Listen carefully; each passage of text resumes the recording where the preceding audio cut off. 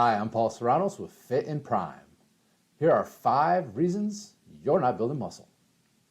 And if you can see through these pictures, I built some muscle in my life. Funny enough, on the left was after I was done playing college football. So I was down from about 255 pounds to 215. On the right, I'm about 245 pounds. This is 38 years old. And this is all natural. I've never used any performance-enhancing drugs or testosterone therapy or anything.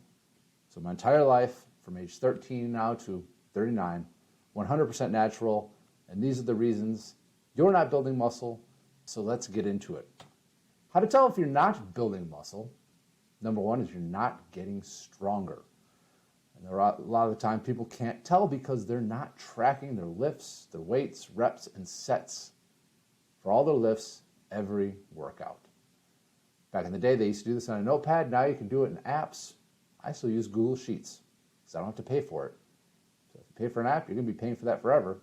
Once you stop paying, you're going to lose that data. So a lot of the programs I have coming out are going to be in Google Sheets because you get to keep it forever. The goal is progressive overload. So week by week, month by month, you want to either be pushing more weight, doing more reps with the same weight, using better form, slower tempo, or a greater range of motion. These are all different ways that you can progressively overload. These days, I'm focused more on the latter 3, better form, slower tempo, and a greater range of motion, and my gains have been significant. And by doing those, I've been able to push more weight and more reps. Second way to tell if you're not building muscle, your measurements aren't changing. So, 1 time a month at least, measure your upper arms, thighs, calves, neck, shoulders, chest, waist, all the above. See how they're changing month to month. You can also do this just by telling if your clothes are fitting differently. Your butt doesn't fit in pants that it used to. Your butt has gotten bigger. Your chest or shoulders don't fit in shirts. They've gotten bigger. A third way to tell that you're not building muscle is you're not seeing visible difference. People can tell you, they'll tell you if you look like you're getting bigger, but for you to tell, you need to take photos. So take a photo in the mirror every day, or at least once a week, but it could be up to every day, and you can see the changes over time. Last but not least is you're not gaining weight. Now this is assuming you're in a dedicated bulk. If you're doing a cut or a body recomp, then your weight's not going to go up. You can still get stronger by all the other measures without weight change. But if you're doing a dedicated bulk where you're really trying to build muscle, you should be seeing some weight gain.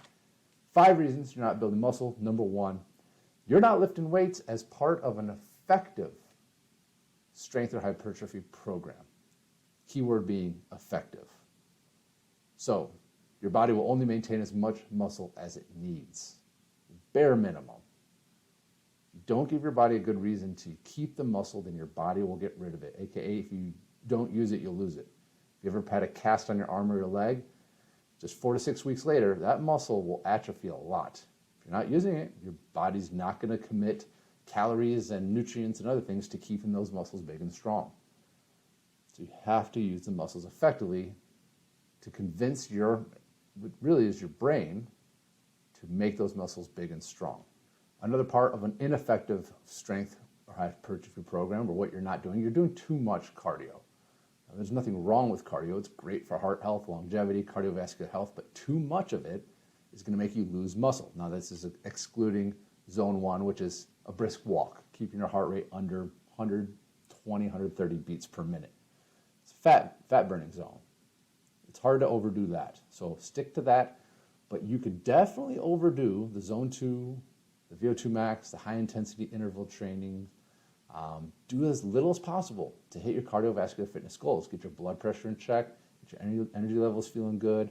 I do about 40 minutes a week of zone 2. I'll do 1 high intensity session as part of that zone 2. That's it, and that keeps my blood pressure in check. Anytime I've done too much cardio, I've lost muscle over it. So there is a trade-off. Your body can't do both. You're not going to build a ton of muscle and get very, very, very cardiovascular fit. You have to pick one or the other. If you're doing CrossFit, Orange Theory, F45, other circuit-based programs, doing classes at your gym with other people, those are maintenance programs that are the best. Even if they have strength components into it, if you're doing push-ups, you have dumbbells or kettlebells, you're just doing too much. Your heart rate's too high, and it's not a true strength-building program. You will probably get stronger. You'll probably get better at doing those things, but you're not going to build a significant amount of muscle. Now, you probably do those things because you like doing them, and I totally get that. But just keep in mind, if your goal is to optimize how much muscle you have and that toned, aesthetic look, you might want to do an effective strength and hypertrophy program and skip the classes until you get the amount of muscle you want, and then you can go back to doing those classes. But they will limit how many gains you can make, mostly because it's too much cardiovascular work. Lastly, is a poorly structured or executed strength training program. This will not build a lot of muscle. This is for those of you that are going to the gym and not seeing gains. And you're wondering why. Well, let's get into that. Reason number 2, why you're not building muscle despite lifting weights in the gym, your training program stinks. So one, have a solid program that gives you a chance to be successful. And a lot of you are just going to the gym and winging it, just bouncing from lift to lift. You're changing up lifts week to week. You're not sticking with the same lifts for weeks or months at a time to get really good at them. Really, I see it, you have 3 options. One is you lift for strength. This is more of free weights and compound movements. Think barbell lifts, dumbbell lifts, pull-ups. But this would consist of deadlifts, squats, lunges, horizontal and vertical presses and horizontal and vertical pulls, carries, could even include dragging sleds around, throws. But these are the basic human movements. These are the foundations of strength program. Great for anyone to get good at. You don't have to do these if you have limitations that are a bad back, don't feel comfortable doing them, then you can go and use machines, but you should be doing some variation of each of those every week, ideally. So perform each of those movements 1 to 3 times per week. So if you're going to you may do deadlifts one day, 2 or 3 days later do squats. You don't necessarily have to do deadlifts and squats 2 or 3 times per week. But your horizontal pushes or pulls, you could do those 3 times a week and spread them out. You want to do 2 to 4 work sets per session with the 1 to 15 reps per set. Now, generally, I'll use lower reps for the big lifts and maybe higher reps for the smaller lifts, like the upper body lifts. But deadlift, squats, I'm generally keeping 10 reps or less, but you can definitely go higher on those. It'll just cause a lot more fatigue. So it's a trade-off. Fatigue is something that you want to avoid, actually. Option B is lift for hypertrophy. This would be more machines and isolation movements, more body part focused, where you're trying to hit 6 to 12 work sets per body part per week. I've seen a lot of fitness dorks say 20 sets per week is optimal. I don't have time to do 20 sets per week. I don't think I'd be able to. That would be an insane amount of volume if you're pushing your sets hard. I'm usually closer to the lower end of that. I'm usually probably around 6 work sets per body part per week. That's as much time as I need, and I get great results from that. You can go higher if you need to, but you might not be having as much intensity. We'll get to that soon. Hit all body parts.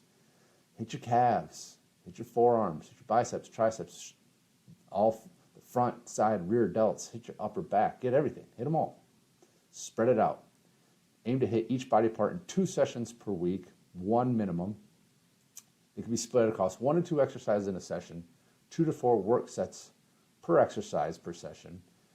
And for hypertrophy, you're going to be more of a 5 to 25 reps per set. You know, if you're going, so I hear this, oh, I want to go light to protect my joints. Okay. I've never had joint issues going heavy and failing in a set of 5. If you need to go lighter and you're doing 30 reps and you're still not getting failure, that's harder on your joints than doing quality sets of 5 to 10 reps. The 5 to 12 rep range is probably the best place you want to be for most of the exercises. Typically, I'll do my first sets to fail in that range, and then I may do a come down set where I drop the weight and do a higher rep set, but you don't want to go more than 25. That's just endurance, and you're not going to build muscle doing that way. So the higher rep ranges is going to be more fatiguing, so you can save those for later in your sets or in your workouts. So for most people would be option C, some sort of combination between lifting for strength and hypertrophy. You could be more strength-based with a little bit of hypertrophy, which is great for a lot of people just starting out to get good at those compound movements. I'm at the stage now where I'm doing more hypertrophy and less strength. I'm not doing as many of the compound movements. I'm doing more isolation, more machines, but it's fine to kind of swing back and forth between those. Somewhere in there is going to be ideal. Most people aren't just going to be doing strength unless you're a power lifter. Most people aren't going to just be doing hypertrophy unless you're a bodybuilder. But a lot of bodybuilders do a lot of strength exercises, especially these days. So moving on to reason number 3, you're not building muscle. Your training intensity stinks. You're leaving too many reps in the tank, which I call RIT. In the fitness industry, you'll often hear this referred to as RIR, reps in reserve. Same difference. I just like RIT. It's easier to say RIT. Your RIT should be, for an experienced lifter, 0 to 3 for all work sets. It means you want to get close to failure in that 1 to 25 rep range. Same for strength and hypertrophy. Get close to failure. Warm-up sets, key points. So that's work sets, get close to failure. Warm-up sets, which should be done before every lift. Lighter weights, you work your way up to the work set weight. Should always have a RIT of greater than 10 to 20. Don't take your warm-up sets anywhere near failure. They're just practice, making sure everything feels good, getting blood in the muscles, making sure your positions, your movements all feel good before you're going heavy and hard. I used to make that mistake. I would put too much effort into my warm-up sets, and it would actually take away from how much effort I could put into my work sets. Work sets where the magic happens. Warm-up sets, everything even in a work set, is all to get to that point where your reps start getting really slow and painful and you want to stop. That is where the magic happens. Part B, 95% of people stop their sets when the reps get really hard. They're stopping right when it's starting to count. That's where all the gains are made. You have to squeeze out as many of those painful reps as possible. If you stop when they start getting hard, you'll make very little progress. Watch people at the gym. Most people are not getting to that point where their faces go to make ugly like Arnold's down in the bottom right because they don't know. It's hard to push yourself to that point because your brain's screaming at you to stop. But you have to know that you're in a safe place where if you do fail, you're not going to die. You're not even going to get hurt. But let's move on. I'm getting ahead of myself. Train with someone who knows how to push sets close to failure. This is probably not going to be the trainers at your gym. They're not going to push you hard. In fact, most of the time, they're just walking you through workouts, taking you from one exercise to another, making sure you're using good form, but they're not usually going to push you very hard. Great for beginners, but at some point, you should be good enough and comfortable enough doing a movement that you start to push it very close to failure. If your face doesn't look like Arnold's at the end of your sets, then you're not training with enough intensity. Make those ugly faces, make those screaming and grunting noises. You're not going to see too many people at the gym doing that. So they're not training hard enough because they don't know how. But they're leaving gains on the table because they don't know how. I thought I knew how to lift like this coming out of high school, and I got to the University of Michigan football program, and I learned there was a whole nother level of intensity that I hadn't even touched before. So that really opened my eyes to training with intensity. Always use spotters or safety arms, safety spot stops on your machines so you can push as hard as possible and fail unexpectedly, and the weight's not going to drop on you and crush you. It's going to hit the stops, it's going to hit the safety arms, let the spotter know that, hey, I might not be able to get this one, so be ready. But you want to be able to get to failure without hurting yourself. Getting to failure, you're not going to get hurt just by going to failure. The guys who the only time I've gotten hurt is because I didn't warm up enough. It was my own fault. I just kind of rushed it, went to heavy weights, ow, I pulled a muscle. It was fine within a few days. But you see guys that are really, really big and strong, they can tear the muscles right off the bone going close to failure. A lot of times it's because they overtrain or they take PEDs, but getting ahead of myself here. Lastly, this is a caveat. If you're new to lifting or you're new to a certain lift that you haven't done before, you're practicing the movement. You're not pushing close to failure.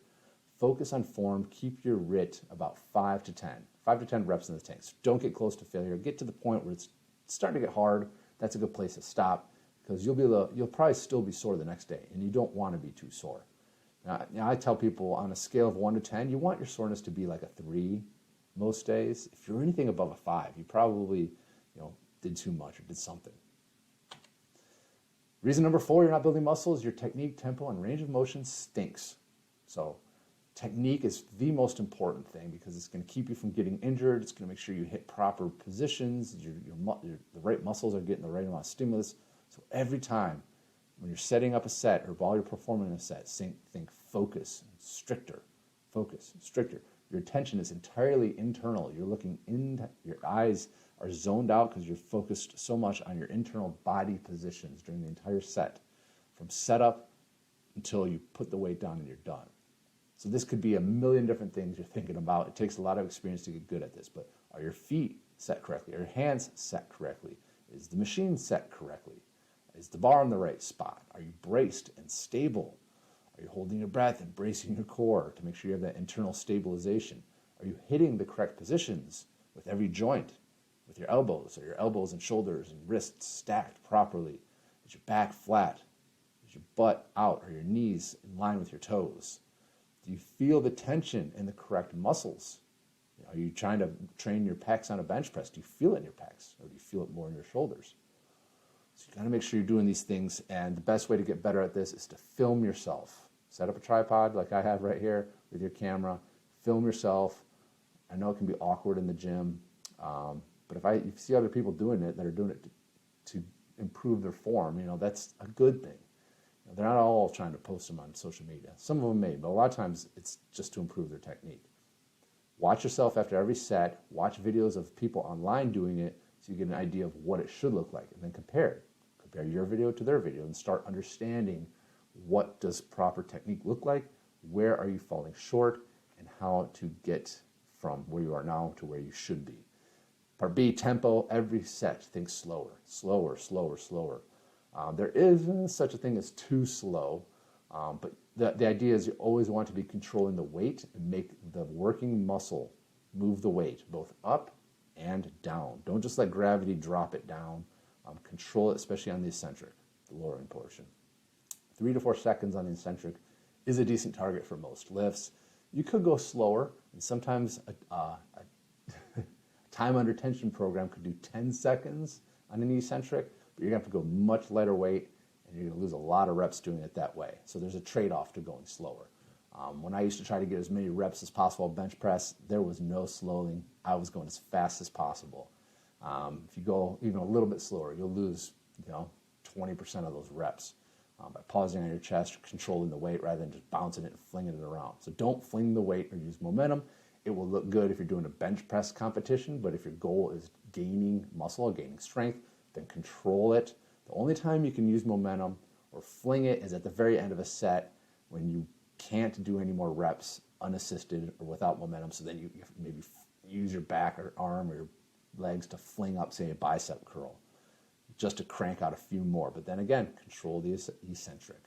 Lastly, your range of motion. Every set, think deeper, deeper. Don't do half squats. Go as deep as you can, as deep as you can. Don't go as deep as somebody else can. I can't squat as deep as somebody with hips that are more open than mine.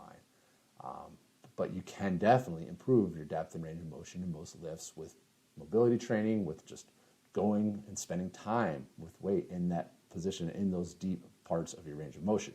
So go as deep as you can, get the stretch the muscle under load, stretch mediated hypertrophy, when that muscle's in the stretch position under load, and it's moving through that range of motion. That's going to get you the most gains than when the muscle's shortened or flexed.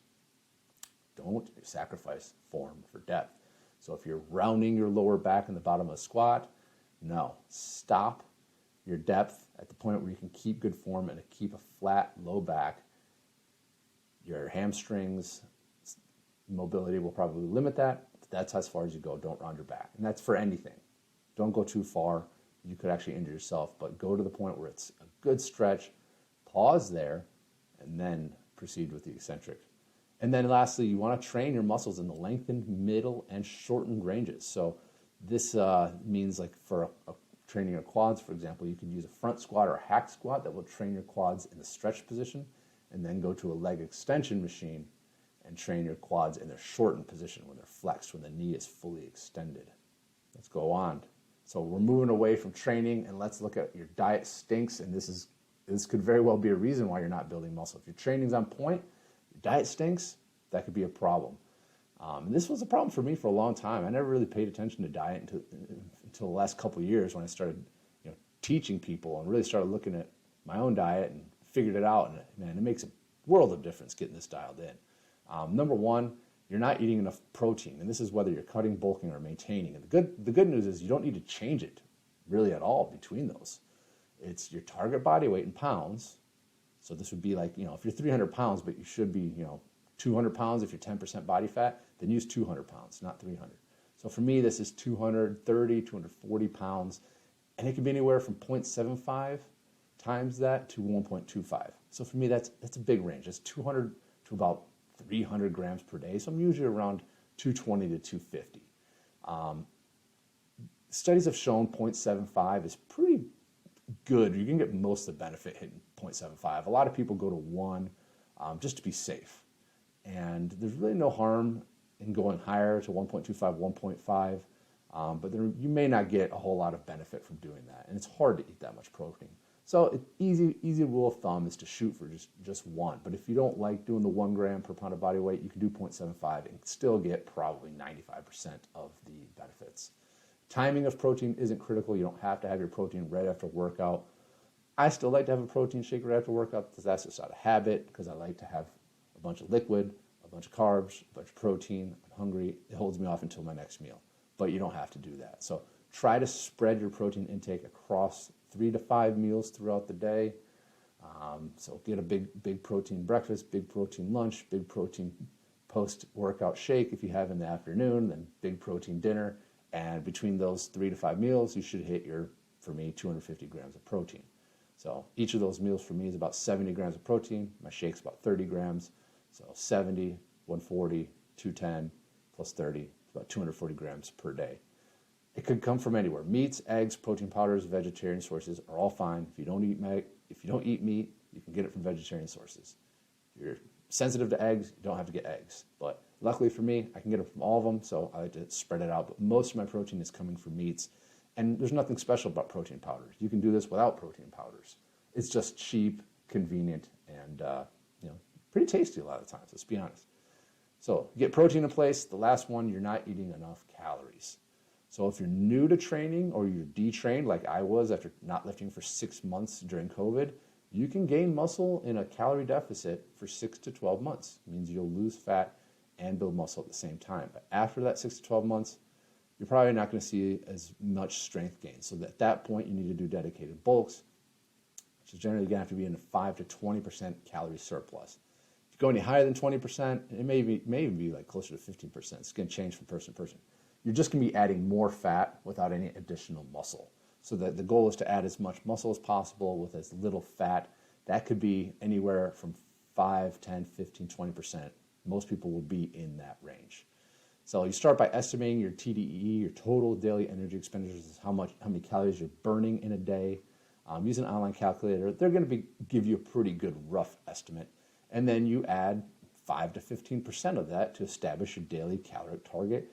And you want to get pretty close to that target every day. So it takes a little bit of planning.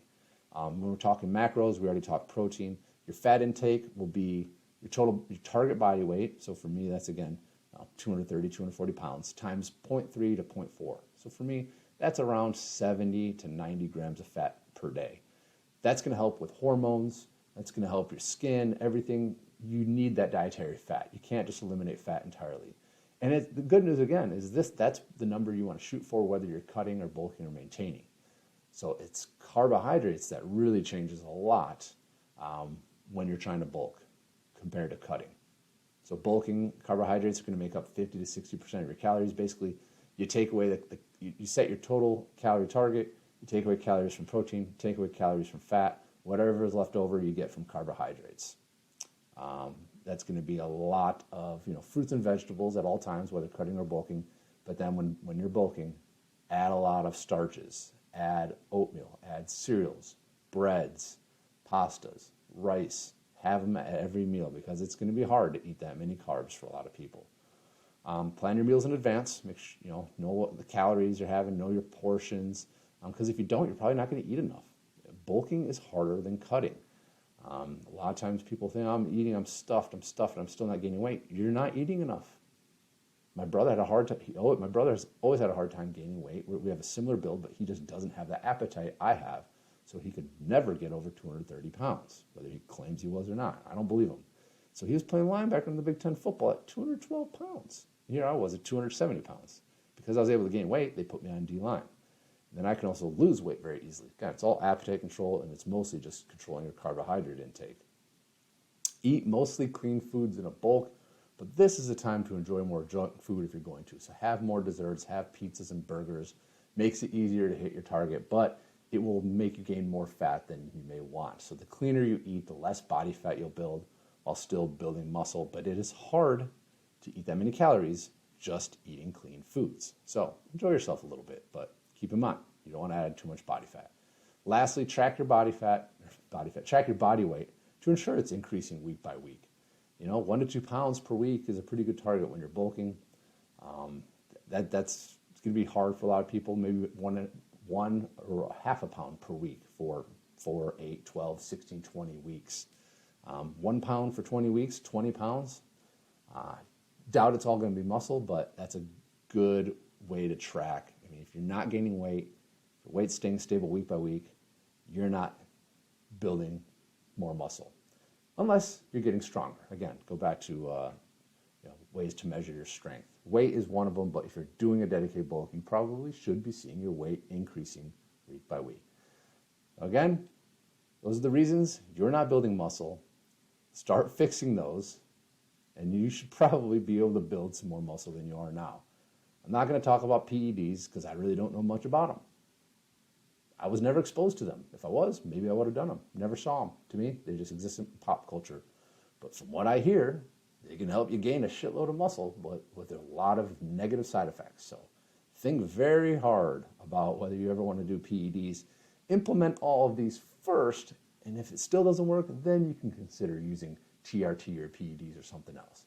But for me, I'm never going to use it. I've never needed it. Just by executing these protocols as best as I can, I've always been able to build muscle, and I still am, going on 40 years. So hope you're able to do these. If you need help doing it, contact me. I do custom coaching. I do programs. I can help you do it.